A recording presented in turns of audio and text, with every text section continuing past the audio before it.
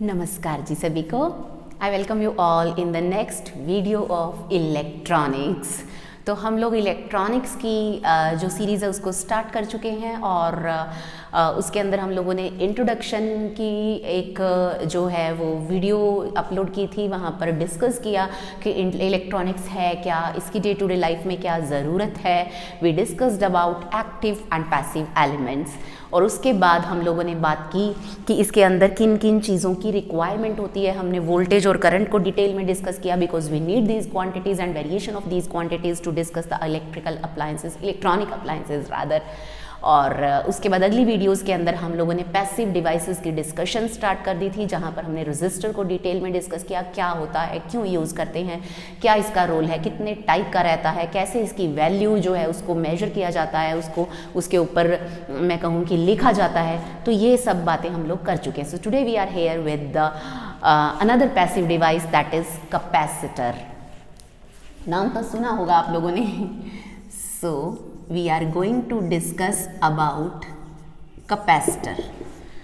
अब कैपेसिटर जो है अगर मैं बात करूं कि it is just like a mini battery and it is a device which is used to store electrical energy in terms of electrical charge।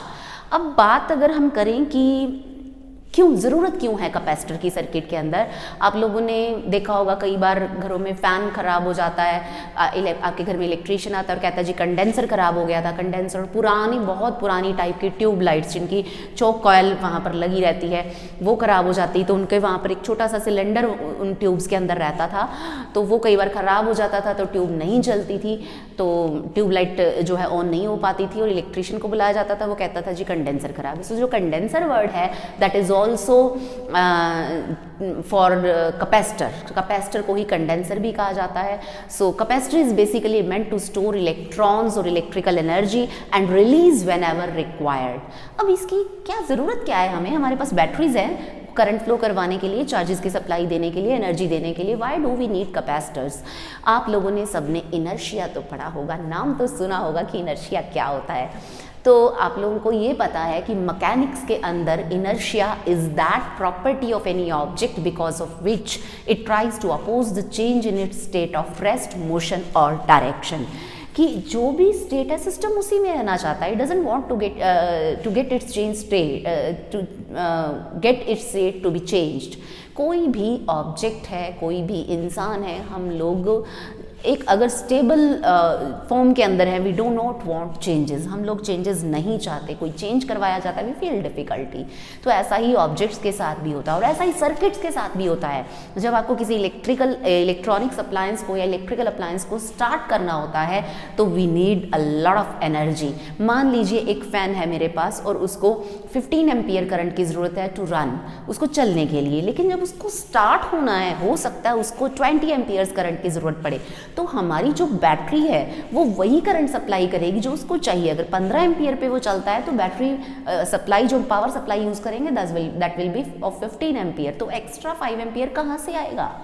तो वो जो काम है वो कैपेसिटर्स करेंगे कि जो उसको स्टार्टिंग में एक्स्ट्रा एनर्जी चाहिए वो कहाँ से आएगी, कैपेसिटर से आएगी। So capacitor is just a mini battery और a temporary battery which provides मैं कहूँ कि which provides the necessary charge carrier और extra charge carriers which are required to maintain extra current when we want to trigger, we want to switch on the electrical appliances. तो इसको हम capacitor बोलते हैं।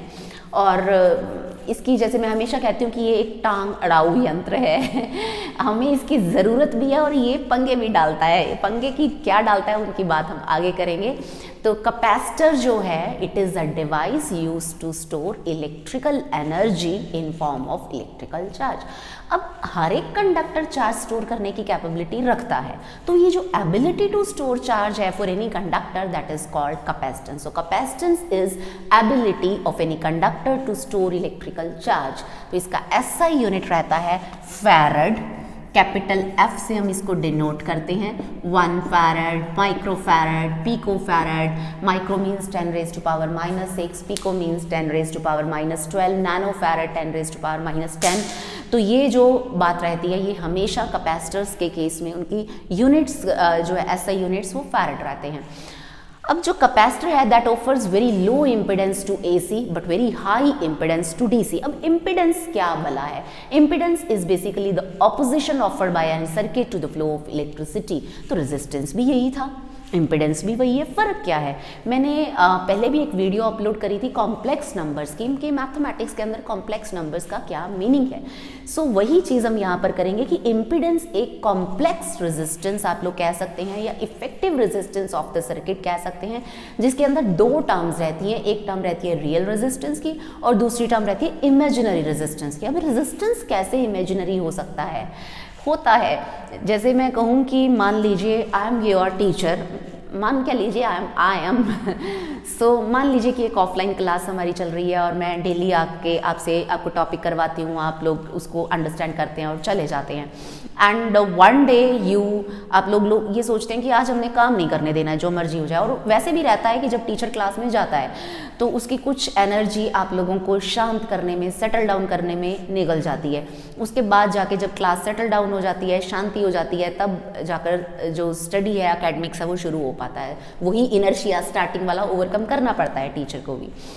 अब थिंग इज कि मैं बात कर रही थी आप लोगों के साथ ऑपोजिशन की, तो कि मान लीजिए आप लोग क्या करेंगे कि मैंने आके आपको सपोज कैपेसिटेंस करवाना है, लेकिन आप लोग आए, आप लोगों ने आके मुझसे सपोज बात मैकेनिक्स की, रिलेटिविटी की, आइंस्टाइन की ये बातें शुरू कर दी। अब being your teacher I will give you the replies, मैं आपकी क्वेरीज को क्लियर करने की कोशिश करूंगी, but the thing is I was there to teach you capacitance, वो मैं नहीं पढ़ा पाई because of that opposition given by you, but that was indirect opposition.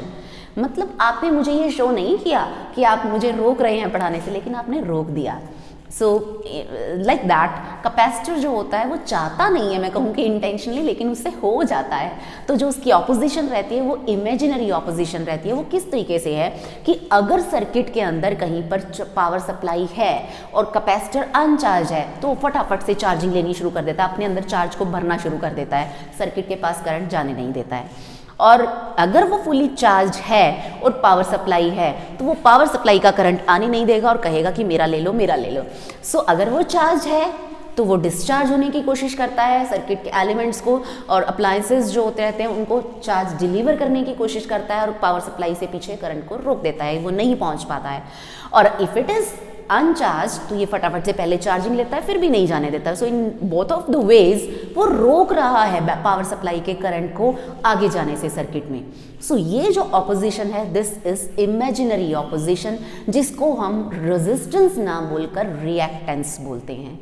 So the opposition offered by capacitor to the flow of electricity is called its reactance. React कर रहा है वो जो कुछ भी हो रहा है उसको, अपोजिट मैनर में कर रहा है, दैट इज़ वाई हमने इसको अपोजिशन बोला।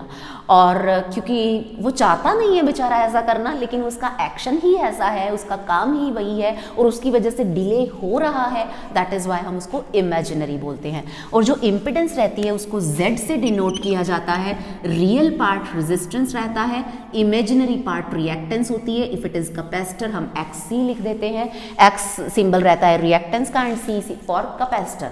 इफ इट इज़ इंडक्टर तो हम इसको XL लिख देते हैं। अब जो XCZ is the impedance, effective opposition, real part resistance, imaginary part क्या रहता है, रिएक्टेंस। अब जो कैपेसिटर है इसके लिए XC की वैल्यू रहती है 1/ωc। Omega is angular frequency of the supply and C is capacitance. अभी मैंने बात करी थी कि capacitor offers low impedance to AC but very high impedance to DC, क्योंकि DC के केस में हमें पता है उसकी फ्रीक्वेंसी 0 होती है। For DC its frequency is 0। अगर यहाँ 0 पुट करेंगे तो XC becomes infinite for DC, that is why capacitor offers infinite opposition to DC। ये DC को रोकता है और AC को अलाउ करता है, that is why we use it in filter circuits in parallel. It gives easy path to AC to pass through. AC फटाफट इसमें से पास हो जाती है और DC आगे निकल जाती है। तो फिल्टर सर्किट्स में हम कैपेसिटर को यूज करते हैं। अब अगर मैं बात करूं, फिर और बात करूं कहाँ यूज़ होते हैं, these are capacitors are use to couple alternating voltage from one circuit to another circuit and at the same time I have already cleared that they block DC voltage from reaching to the next circuit. It is also employed as a bypass in AC, just like I talked in filters, and it forms a tuned circuit in series or in parallel with inductor to generate waveforms और LC oscillations. जब हम inductor के साथ इसको लगा देते हैं तो एक बार इलेक्ट्रिक, एक बार मैग्नेटिक, एक बार इलेक्ट्रिक, एक बार मैग्नेटिक, तो LC oscillations जो हैं, क्योंकि एक बार इलेक्ट्रिकल एनर्जी में कन्वर्ट हो जाती है एनर्जी सारी और एक बार मैग्नेटिक में। इंडक्टर की बात हम अपनी अगली वीडियो में करेंगे। सो ये LC ऑसिलेशंस में यूज़ होता है, फिल्टर्स में यूज़ होता है, और मैं कहूँ कि जो ब्लॉकिंग अप्लायंसेज हैं वहाँ पर यूज़ होता है। इंटीग्रेटर्स, डिफरेंशिएटर्स होते हैं सर्किट्स, उनमें भी कैपेसिटर का यूज़ किया जाता है। सो जो कैपेसिटर है, it can be called as a frequency dependent resistor, क्योंकि फ्रीक्वेंसी के ऊपर इसकी जो ऑपोजिशन है, रेजिस्टेंस है, वो डिपेंड करती है, and therefore it is used to make frequency dependent voltage dividers. बात करेंगे हम वोल्टेज डिवाइडर, इंटीग्रेटर, डिफरेंशिएटर, इन सब की बात हम करेंगे, लेकिन धीरे धीरे हो जाएगी इलेक्ट्रॉनिक्स, धीरे धीरे हो जाएगी इलेक्ट्रॉनिक्स। सो ये थी कि कैपेसिटर्स कहाँ कहाँ यूज़ होते हैं। अब मैं बात करूँ थोड़ी सी थ्योरी, थोड़े से प्रिंसिपल की, तो देखिए कि आपको ये पता है कि पोटेंशियल का formula for a point charge it is 1/4 pi epsilon naught Q by R। जितना चार्ज बढ़ता चला जाएगा पोटेंशियल बढ़ता चला जाएगा। So charge and potential these are directly proportional to each other, या मैं कहूँ कि जितना ज़्यादा पोटेंशियल होगा सिस्टम के पास उतना ही ज़्यादा चार्ज है। तो प्रोपोर्शनैलिटी साइन अगर आप हटा दें तो यहाँ पर आ जाता है एक constant C। This constant of proportionality C is called capacitance of any conductor. Although it is ratio of Q by V, तो आपके दिमाग में आ जाता है कि capacitance is inversely proportional to V, capacitance is directly proportional to Q, but it is a constant quantity कि जितना V बढ़ेगा उतना Q बढ़ जाएगा, जितना V कम होगा उतना Q कम हो जाएगा। सो कैपेसिटेंस जो है वो एक कांस्टेंट है, अनटिल अनलेस आप इन दोनों में से एक को फिक्स रख के दूसरा चेंज ना कर दें। तो ये बात रहती है कैपेसिटेंस की। अब जो ग्राफ है दोनों में आपको पता है इट इज़ Q और V का अगर आप ग्राफ प्लॉट करें it will be a straight line, और विद स्लोप क्या रहेगी इसकी C। तो इस ग्राफ की जो स्लोप है, क्योंकि Q बाय V मिलेगा हमें y axis upon x axis, that will be C। और ऐसे कई बार आपको दो एलिमेंट्स दे देते हैं और पूछ लेते हैं कि A और B में से कैपेसिटेंस किसकी ज़्यादा, तो जिसकी स्लोप ज़्यादा उसकी कैपेसिटेंस ज़्यादा। Slope means the angle with x axis, तो A का स्लोप ज़्यादा है, सो CA will be greater than CB। Like this you can do it. अब बात रहती है कि प्रिंसिपल की कि किस तरीके से ये चार्ज को स्टोर करता है। मान लीजिए मेरे पास एक कंडक्टर है, मैंने इसको चार्ज दिया पॉजिटिव, जितना चार्ज बेचारा ले सकता था इसने ले लिया। So according to its capacity it has already contained और होल्ड इलेक्ट्रिकल चार्ज, इसने होल्ड कर लिया। If I bring another uncharge conductor near to it, मैंने यहाँ पर एक अनचार्ज कंडक्टर लाकर इसके पास में रख दिया। अब because of induction on this side negative charge will be induced and on this side positive charge will be induced। Electrical induction की एक प्रॉपर्टी होती है कि अगर आप एक चार्ज कंडक्टर के नज़दीक एक दूसरा चार्ज, एक अनचार्ज कंडक्टर लेकर आते हैं तो ये पॉजिटिव उसमें से, क्योंकि इन दोनों को टच तो करवा नहीं रखा, लेकिन ये पॉजिटिव नेगेटिव को अपनी तरफ अट्रैक्ट करेगा और पॉजिटिव को रिपेल करेगा। तो इस कंडक्टर के अंदर ही नेगेटिव चार्ज सारा इसकी तरफ आ जाएगा और ऑपोजिट चार्ज दूसरी तरफ चला जाएगा। अब मैं ओवरऑल अगर सिस्टम के पोटेंशियल की बात करूं तो मुझे पता है कि ये वाला जो नेगेटिव है, क्योंकि पोटेंशियल एक स्केलर क्वांटिटी है तो वो अलजेब्रिक साइन साथ में आएंगे चार्ज के, तो ये जो माइनस है नेगेटिव, ये ओवरऑल सिस्टम के पोटेंशियल को रिड्यूस करेगा, क्योंकि इसका potential from this side, potential from this side, potential from this side and potential from this side, ये पोटेंशियल को डिक्रीज कर रहा है, लेकिन ये जो पॉजिटिव चार्ज है it is increasing the potential again, लेकिन फिर भी overall there is decrement in the total potential. अब क्योंकि पोटेंशियल कम हो गया, उसको वापस से उतना रिस्टोर करने के लिए मुझे उसको और चार्ज देना पड़ेगा, मतलब उसकी कैपेसिटी इंक्रीज हो गई। अदरवाइज आप यहाँ से देख सकते हैं चार्ज वही है, उतना ही है, आपने अभी दिया नहीं, चेंज नहीं किया, V कम हो गया, V कम हो गया तो C बढ़ गया, because C is inversely proportional to V। अगर Q जो है वो उसके कंटेक्स्ट में चेंज नहीं हो रहा है, उसके करस्पॉन्डिंग चेंज नहीं हो रहा है। अब अगर मैं क्या करूं कि ये जो पॉजिटिव साइड है, इस साइड मैंने अर्थिंग कर दी, तो ये सारा पॉजिटिव चार्ज अर्थ से इलेक्ट्रॉन्स आएंगे, वहां से बैलेंस हो जाएगा। So this whole of the positive charge will be moved away, ये यहाँ से चला जाएगा। अब अगर ये चला गया तो मेरे पास जो पोटेंशियल को इंक्रीज करने वाली टर्म थी पॉजिटिव, वो खत्म हो गई। तो ये नेगेटिव वाला पोटेंशियल को और ज़्यादा डिक्रीज कर देगा, क्योंकि ये थोड़ा सा बढ़ा रहा था और ये नज़दीक था, डिस्टेंस कम था, v is inversely proportional to r, इस वजह से इसका इफेक्ट थोड़ा ज़्यादा था। लेकिन जब मैंने इसको बिल्कुल ही गायब कर दिया तो सिर्फ इसका इफेक्ट रह गया। तो अब क्या हो जाएगा, इसने पोटेंशियल को डिक्रीज कर दिया है, पोटेंशियल और डिक्रीज हो गया, कैपेसिटेंस और इंक्रीज हो गई। सो this is the basic principle of capacitance और कैपेसिटर, कि अगर एक चार्ज कंडक्टर के नज़दीक दूसरा अनचार्ज कंडक्टर लेकर आते हैं तो उस चार्ज कंडक्टर की चार्ज स्टोर करने की कैपेबिलिटी बढ़ जाती है। We call it the principle of capacitor.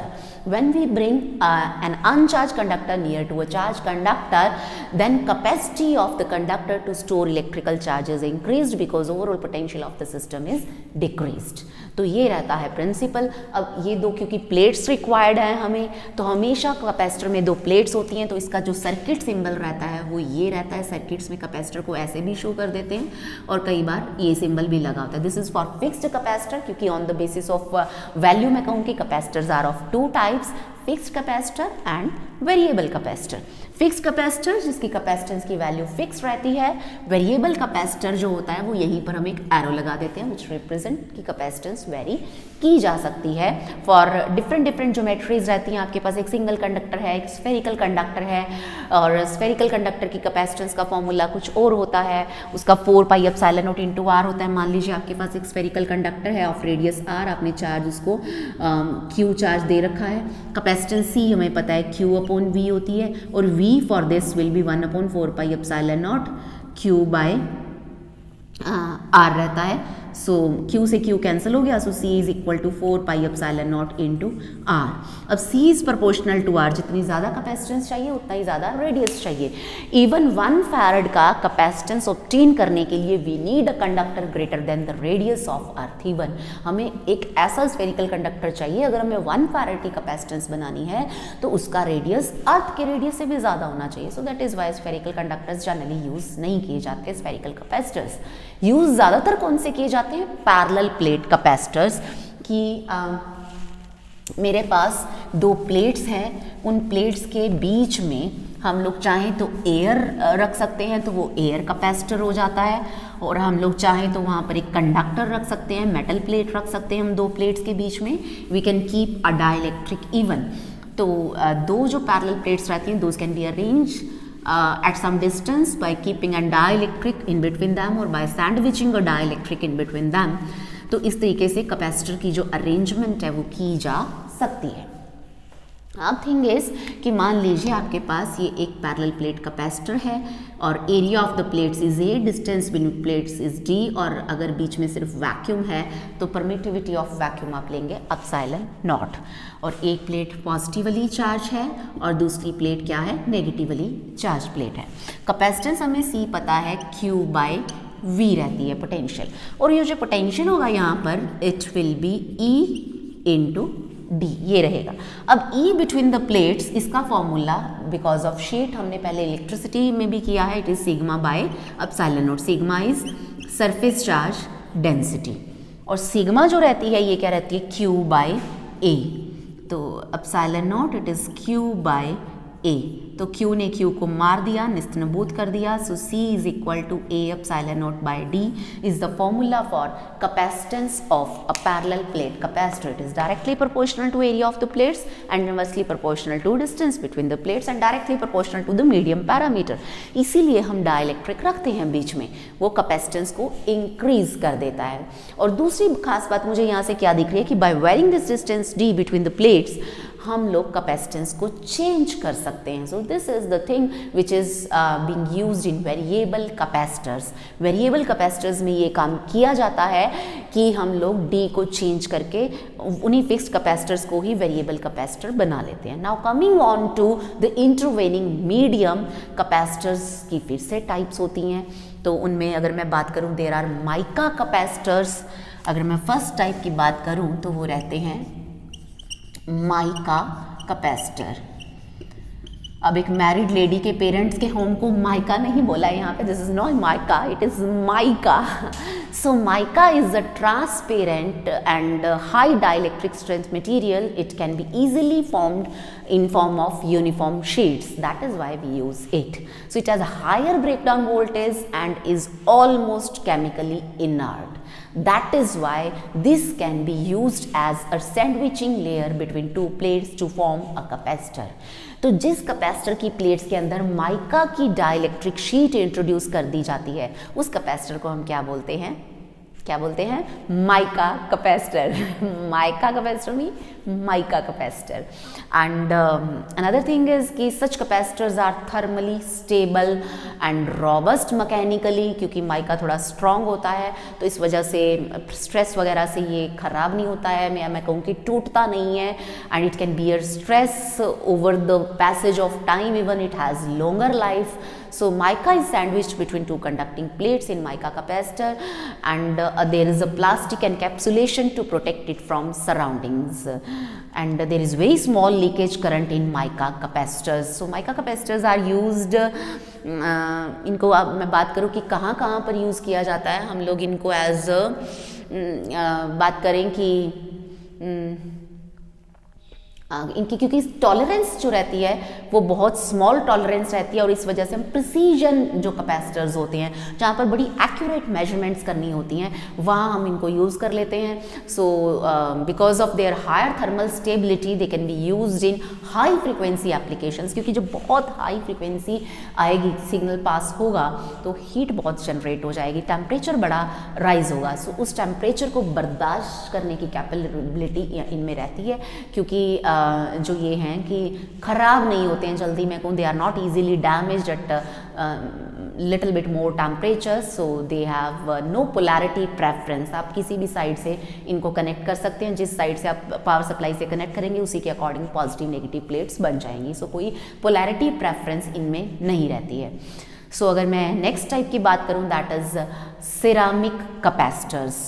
So next type of capacitors is ceramic capacitor. Let me erase this all.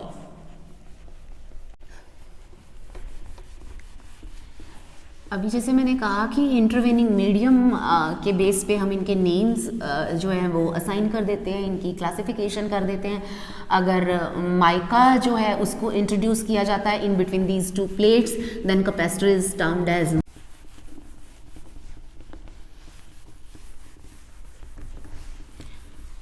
और जैसे मैं बार बार कह रही हूँ माइका और माइका में कंफ्यूज नहीं होना है. सो माइका कैपेसिटर आ जाता है अगर माइका इंट्रोड्यूस किया जाता है बीच में, और अगर हम सिरामिक शीट इंट्रोड्यूस करते हैं in between the plates then capacitor is called ceramic capacitor. So next जो टाइप है कैपेसिटर की that is ceramic capacitor. Sand से, क्ले से सिरामिक्स फॉर्म होते हैं. सो सिरामिक कैपेसिटर्स की अगर मैं बात करूँ, so these are suitable for generation of large powers at radio frequency. कि अगर हमें ज़्यादा पावर की रिक्वायरमेंट होती है तब हम सिरामिक कैपेसिटर्स को यूज़ करते हैं. अब सिरामिक क्या होता है? Ceramic is a dielectric material made of earth soil and fired under extremely high temperature. बहुत ज़्यादा हीट जब हम देते हैं सॉयल को सॉरी तब सिरामिक्स फॉर्म होते हैं. And like titanium oxide or several other types of silicates are used to obtain very high value of dielectric constant as well as strength, and these may be disc shaped or tabular shape, and कोई भी shape हो सकती है ceramic capacitors की. And again there will be plastic encapsulation to protect them from surroundings. तो ये इनकी structure की बात रहती है. और अगर मैं सिरामिक कैपेसिटर्स के अंदर भी बात करूं तो ये भी दो टाइप के होते हैं, लो loss dielectric capacitors and high loss dielectric constant type. Low dielectric constant type आप कह सकते हैं कि सिरामिक कैपेसिटर्स होते हैं, और हाई डाइलेक्ट्रिक कांस्टेंट टाइप जो सिरामिक कैपेसिटर्स वो होते हैं. अब लो डाइलेक्ट्रिक कांस्टेंट वाले जो कैपेसिटर्स होते हैं they have high leakage resistance, कि ये भी फर्दर ऑन टू टाइप्स के होते हैं. एक के अंदर low value of dielectric constant रहती है, और जो सेकंड वंस होते हैं those are having high dielectric constant. तो हमारे पास चॉइस आ गई है कि अगर हमें डाइलेक्ट्रिक कांस्टेंट कम चाहिए तो हमें ऊपर वाला यूज़ कर लेते हैं, ज़्यादा चाहिए तो ये यूज़ कर लेते हैं। अब ये जो लो डाइलेक्ट्रिक कांस्टेंट वाले जो सिरामिक कैपेसिटर्स हैं, they have high leakage current, high leakage resistance, and this can be used in high frequency applications like just like mica capacitors were used, उसी तरीके से हम इनको भी यूज़ कर लेते हैं। अब अगर मैं बात करूं कि हाई डाइलेक्ट्रिक कांस्टेंट वाले जो सिरामिक कैपेसिटर्स हैं, बिकॉज इनका ये मैं कहूँ कि इनकी कैपेसिटेंस लार्ज होती है in the very small volume, but जो इनकी कैपेसिटेंस रहती है वो टेम्परेचर डिपेंडेंट बन जाती है, वोल्टेज डिपेंडेंट हो जाती है, and more over frequency dependent हो जाती है कि फ्रिक्वेंसी चेंज होगी कैपेसिटेंस चेंज हो जाएगी, वोल्टेज चेंज होगी कैपेसिटेंस चेंज हो जाएगी, टेम्परेचर चेंज होगा कैपेसिटेंस चेंज हो जाएगी। जहाँ हमें सेंसर्स चाहिए वहाँ हम इनको यूज़ कर सकते हैं। सो ये मैं कहूँ कि बात थी सिरामिक कैपेसिटर्स की। So just like mica capacitors ये जो है काम करते हैं, और हाई फ्रिक्वेंसी एप्लीकेशंस के लिए ज़्यादातर इनको यूज़ किया जाता है। और मैं अगली अगर टाइप की बात करूं तो वो होते हैं पेपर कैपेसिटर्स। तो सो नेम से क्लियर है, पेपर को भी कैपेसिटर में यूज़ किया जाता है। जी हाँ, बिल्कुल यूज़ किया जाता है। सो पेपर की शीट्स को रोल करके हम लोग यूज़ कर लेते हैं। सो अगेन मैं बात करूं कि if paper is sandwiched between two conducting plates just like dielectric, क्योंकि पेपर भी डाइलेक्ट्रिक होता है तो उसको हम पेपर कैपेसिटर बोलते हैं। So paper capacitors are most widely used low cost and broad range of capacitance, क्योंकि आप पेपर की टाइप बदलेंगे तो कैपेसिटेंस बदल जाएगी, पेपर की टाइप बदलेंगे कैपेसिटेंस बदल जाएगी। कॉस्ट, क्योंकि पेपर आराम से मिल जाता है, सो कॉस्ट इनकी बहुत लो रहती है, चीप। अगर मुझे कैपेसिटर्स चाहिए तो हम पेपर कैपेसिटर्स यूज़ करते हैं। These can withstand high voltage and they have high leakage current.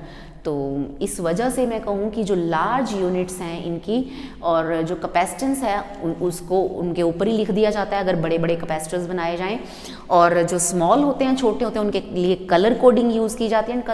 Colour coding is just like the resistors, जो हमने रजिस्टर्स की वीडियो के अंदर डिस्कस करी है कलर कोडिंग, वही कलर कोडिंग पेपर कैपेसिटर्स पर भी इम्प्लीमेंट होती है। And it is usually written on, क्योंकि जो कैपेसिटेंस है वो जनरली प्रिंटेड होती है इनकी ट्यूब के ऊपर नियरेस्ट। अदरवाइज जो है मैंने आपको बता ही दिया कि बैंड्स होते हैं, कलर बैंड्स, तो कलर कोडिंग हो जाती है।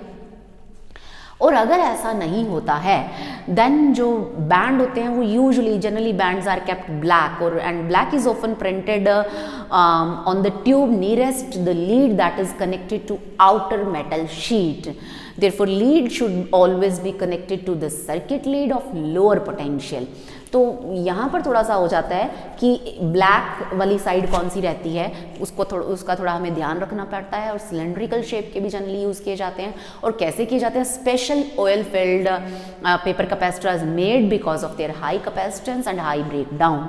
तो जो पेपर है उसको किसी, मैं कहूँ कि उसमें डिप करके सॉल्यूशन में वो थोड़ा सा मैकेनिकली स्ट्रॉन्ग हो जाता है, फिर उसको फोल्ड करके as intervening medium between the plates use कर लिया जाता है। लेकिन अगर स्पेशली ऑयल वाले यूज़ करते हैं तो उनकी कैपेसिटेंस ज़्यादा हो जाती है, ब्रेकडाउन भी बढ़ जाती है, तो उनको यूज़ कर लिया जाता है। एंड अगर मैं अगली टाइप की बात करूँ तो there are plastic film capacitors. जैसे जैसे नेम आता जा रहा है आपको वैसे वैसे क्लियर होता जा रहा होगा कि कौन सा इंटरवेनिंग मीडियम है, कौन सी लेयर सैंडविच करी गई है बिटवीन टू कंडक्टिंग प्लेट्स। तो अगर पेपर की जगह, क्योंकि पेपर की थोड़ा सा स्ट्रेंथ की प्रॉब्लम आ जाती है, it is not mechanically robust, तो उनको रिप्लेस करने के लिए प्लास्टिक शीट्स यूज़ कर ली जाती हैं, but these work just like paper capacitors.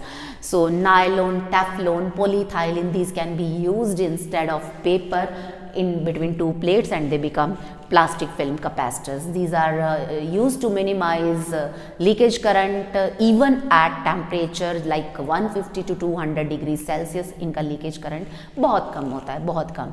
So design flexibility we can achieve क्योंकि प्लास्टिक है, it can be molded into any shape. तो इस वजह से पेपर कैपेसिटर्स की बजाय इनकी प्लास्टिक फिल्म कैपेसिटर्स की स्ट्रेंथ बढ़ जाती है। और एक और टाइप होती है electrolytic capacitors. Electrolytic capacitors. So electrolytic capacitors name से क्लियर है कि मेड ऑफ एल्युमिनियम और टेंटेलम के ये बने होते हैं because they form oxides with high dielectric strengths. अब होता क्या है कि दो एल्युमिनियम की फॉइल्स को हम एज टू शीट्स यूज़ कर लेते हैं, in between them electrolytic solution is there. और मैं कहूँ कि जो कोटेड कई बार क्या होता है कि कुछ थिन ऑक्साइड की कोटिंग कर दी जाती है एल्युमिनियम की जो फॉयल है उसकी वन साइड जो है that is coated with a layer of oxide, just ताकि जो इलेक्ट्रोलाइट है उसको उसके साथ केमिकल इनर्टनेस बनी रहे। So electrolyte is a conductor, that is why it has large value of capacitance. So electrolytic capacitors की जो कैपेसिटेंस की वैल्यू होती है दैट इज़ वेरी लार्ज। और जो प्रॉपर पोलैरिटी हमें जो है यहाँ पर मेंटेन करनी पड़ती है क्योंकि अंदर इलेक्ट्रोलाइट है तो एक ही डायरेक्शन में चार्ज कैरियर्स फ्लो करेंगे। So proper polarity is required in case of electrolytic capacitor and generally they are made by the process called forming.